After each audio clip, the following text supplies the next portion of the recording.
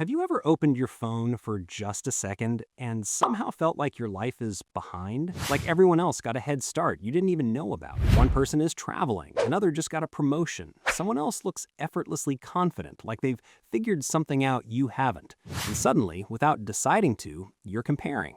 Most people think this habit comes from insecurity, that if you just had more confidence, it would go away. But that's not the full story. Because comparison isn't a glitch in your brain, it's actually one of its oldest features. The real question isn't why you compare yourself to others, it's why it sometimes feels like you can't stop. Imagine your brain as a kind of internal scoreboard, not one you consciously built, but one that's always running in the background. Thousands of years ago, this system helped humans survive. You looked around your tribe and asked, am I doing okay compared to them? Am I keeping up? Do I belong? Because back then, falling behind didn't just hurt your ego, it could cost you your place in the group. Fast forward to today, and that same system is still active, but the tribe has changed. It's no longer 30 people you actually know. It's thousands, millions, curated, filtered, highlight reel versions of human lives being broadcast directly into your pocket. So when you compare yourself now, you're not just measuring yourself against reality, you're measuring yourself against illusions. And your brain doesn't fully realize that. And that's where it gets interesting. Because people who constantly compare themselves aren't necessarily shallow or overly competitive. In many cases, they're deeply aware, hyper-aware even.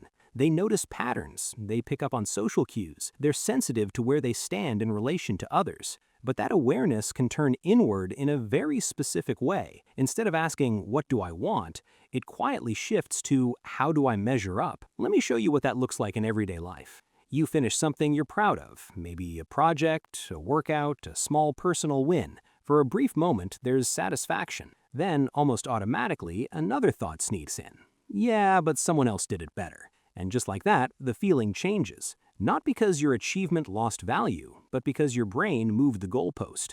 Psychologists call this social comparison theory, the idea that we evaluate ourselves based on how we stack up against others. But here's the part people don't talk about enough. It's not the comparison itself that causes the pain, it's the direction of it. When you compare upward, towards people who seem more successful, more attractive, more put together, it can inspire you. But it can also quietly convince you that you're lacking, especially if you do it constantly, without balance. It's like standing at the base of a mountain, looking up all the time. Eventually, you forget how far you've already climbed. And there's another layer to this. People who constantly compare themselves often tie their self-worth to external markers. Not because they want to, but because somewhere along the way, they learned that value is something you earn by being better, faster, smarter, or more liked than the next person. So your brain starts tracking everything: who's ahead, who's behind, where you rank. But here's the quiet truth. There is no universal scoreboard. The one in your head is built from fragments: family expectations, social media, school environments, cultural standards. It feels objective, but it's deeply personal. And sometimes unfair. Think about it like running a race where everyone started at different points on different paths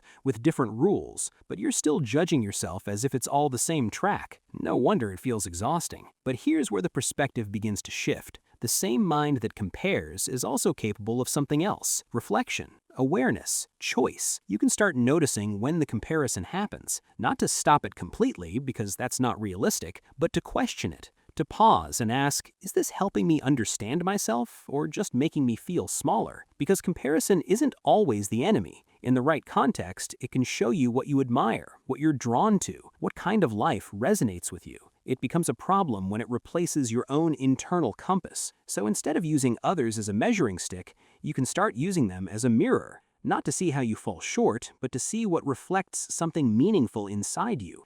Maybe the person you envy isn't better than you. Maybe they're just expressing something you haven't given yourself permission to explore yet. And that changes everything. Because now the focus shifts from why am I not like them to what part of me is trying to grow. And that's a much more powerful question. So the next time you catch yourself comparing, because you will, don't rush to shut it down or judge yourself for it. Just notice it. Get curious. Your brain is trying to tell you something. Not about your worth, but about your direction. And maybe, just maybe, you're not behind after all. You're just measuring your life with a ruler that was never meant for you. If this made you pause and think, I'd love to hear down in the comments about what you've noticed about your own patterns. And if you want more videos like this, where we break down the hidden patterns in your mind in a way that actually makes sense, consider subscribing. Because understanding yourself isn't about fixing who you are, it's about finally seeing clearly what's been there all along.